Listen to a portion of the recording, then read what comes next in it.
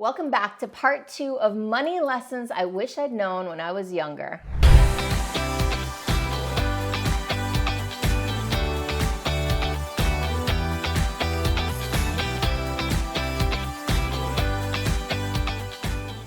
In case you missed it, the first lessons from the last video, part 1, the first one was to go back into your past and figure out what are your money stories, strategies, patterns, limiting beliefs. The second one was implement structures that don't require discipline. And for that one, I made a really good book recommendation. So if you didn't get that, you might want to go back and see part 1. And the third was to buy and invest in experiences instead of more stuff. So let's keep going. The fourth lesson may seem a little odd because you might not realize that it has something to do with money, but I assure you that it does. One of the biggest things that I spent money on was in eating out. Now, the problem with eating out is that not only is it more expensive than to cook for yourself and eat in, but generally you don't get as good quality food. You don't know what kind of water they're using or what kind of oils they're using. And ultimately, you're outsourcing your health to everyone who owns a restaurant or everybody who is providing food. So even though this is a money lesson, it's also a health lesson. But from a money perspective, I found that learning to cook is one of the most valuable things that I've been able to do to reduce my spend and increase my joy, my fulfillment, my health in my life. So I highly recommend learning how to cook and embracing cooking if you don't already. And of course, I'm not talking about cheap ramen noodle bowls. I'm talking about real healthy food that you can spend way less to get a high quality meal than you ever would out at a restaurant. The fifth lesson that I wish I'd implemented sooner is to get support. And this is especially true in my business. As an entrepreneur, the first several years, I tried to do everything myself. And I know a lot of entrepreneurs do that. One of the things that I tried to do myself was my own taxes, my own budgeting, my own projecting, my own forecasting, planning, spending, vendor payments, invoices, and all of the things. The first person that I ever outsourced anything in my business to was a bookkeeper. And it was an absolute game changer. It was a game changer because it took off my plate something I didn't enjoy and wasn't that good at and took me a lot of time.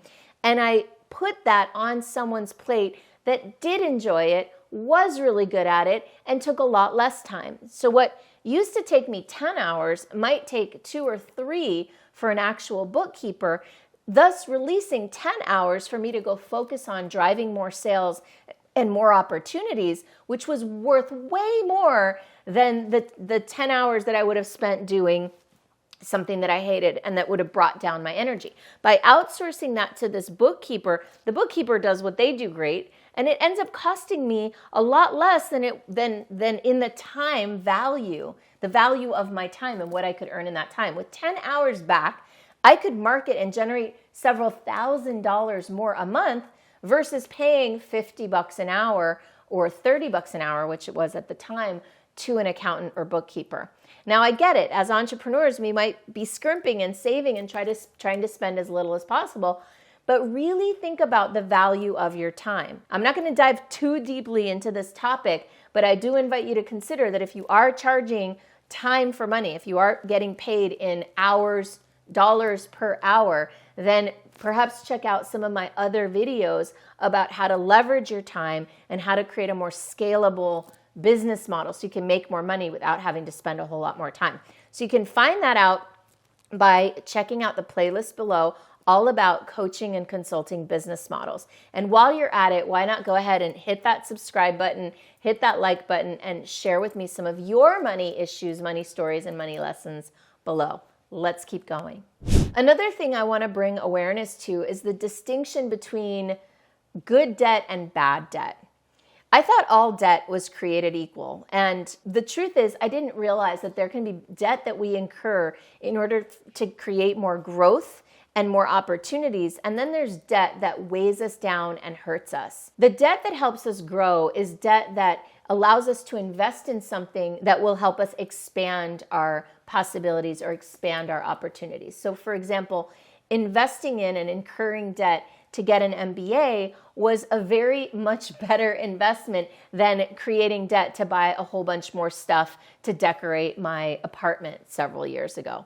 So highly recommend looking at the things you want to invest in and asking yourself, is this investment that I can't afford and that I would need to go into debt for something that's going to finance my growth, my personal development, my abilities, my skill set, right? Is this something that will support advancement and getting ahead, or is this something that I just want? So an example might be, let's use a car as an example, right? So let's say you're a real estate agent and you've just got your license and you've started to make a little bit of money and you're thinking about the next car you want to buy. So you might want to buy a really fancy car because you're making it now. You're making some money. And it may be that having a fancy car might help you because if you're driving clients around to different properties, you might want to have a car that's comfortable for those clients. Or you might want to have a car because when you look back at your family history, you realized that you never had fancy things and that you really feel like it's important to be able to splurge and indulge, right? So these are two different kind of value systems from which to make this decision. And I want you to consider, are you making the decision because it's going to support your growth and advancement, or are you making the decision because it's going to support your ego and to help fill a void that was created when you were very young? So just having some self-awareness about where these purchasing and investing decisions are coming from is really valuable. Is this good debt that's going to serve and support your growth, or is this bad debt that's just trying to fill a gap, fill a void in your life, and that later, 10 years from now, it won't have made a difference, really. The final lesson may be the most important one, and it is that money is energy. It's a lot of things, and money is energy. It's an exchange of value. And a lot of times we can get into a mindset, a relationship with money where we're operating from an energy of scarcity. When we're operating from an energy of scarcity, we are hoarding money.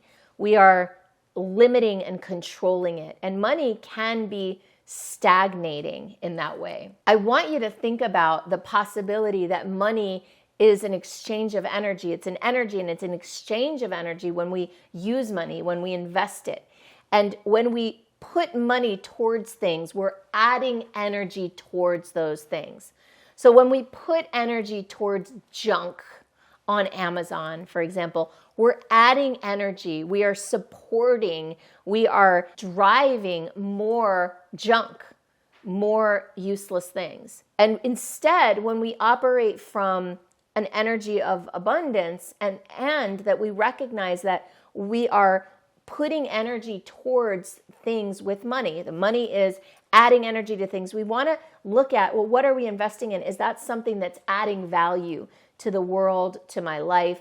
Do we want to add more energy to that area? So it's a difference between maybe investing in junk and investing in a personal development program. Where we invest our money tells a lot about our values and what we're adding more energy to in the world. So here's just a really simple example. I went to Bali a few years ago and saw that on the beaches in Bali, they're just covered with, and this is in Thailand too, but especially in Indonesia, covered in plastic bottles, like thousands and thousands and thousands of plastic bottles that have kind of washed up on the shore and really contaminated these beautiful beaches. My friend inspired me to go on one of these beaches and just do a cleanup one day and just clean up hundreds and hundreds of bottles. And I realized then, and something that I'm committed to still to this day, is not purchasing plastic bottles, right? I don't want to add energy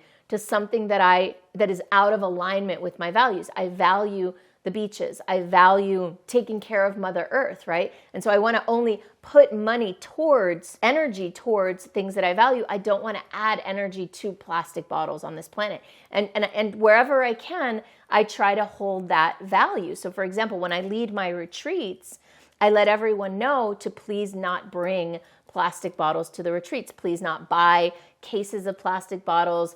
Please don't add to that issue. Please bring a reusable water bottle. And we provide clean, filtered water that people can put into their water bottles so that they don't have to worry that they're going to be drinking tap water, for example, at our retreat. So we do everything we can to add energy, right? To pay for things that are in alignment with our values. That's just a simple example. Now, another way that it matters that money is energy, right? And then the flow of money is a driver of energy, is that the growth of money doesn't have to be linear. We have, a lot of us, I know I did, have a belief that growth in our business, growth of our bank account has to be incremental and linear, that it slow and steady wins the race. And yes, it's good to have that incremental growth. And I also believe that energy, because money is energy and because energy is quantum, growth can also be quantum. You can have leaps in money. By making significant shifts, you can create transformation and breakthrough to another level. Here's an example of what that looks like. When I shifted my business model 8 years ago, and when I started to actively cultivate abundance rather than scarcity as a baseline, my business almost quadrupled in 1 year. It more than tripled in 1 year. I went from here, I jumped up to here. I had done slow and steady incremental growth all this time, and then all of a sudden, boom, jumped up to another level. Why? Because I focused on the energy of abundance and creating a new model that provided leverage in the business. Now, obviously, don't have time to dive into that in this video, but I do have other videos that talk about business models and creating that kind of growth, that kind of quantum leap to another level. So highly recommend checking out some of my other videos. I'm going to go ahead and post a link to a playlist below that'll share with you something about how to make shifts in your business model in order to have quantum leaps in your money. Thank you so much. I hope this video was helpful for you. Like I said, I invite you to check out some of my other videos, check out that playlist below, and I look forward to seeing you again soon.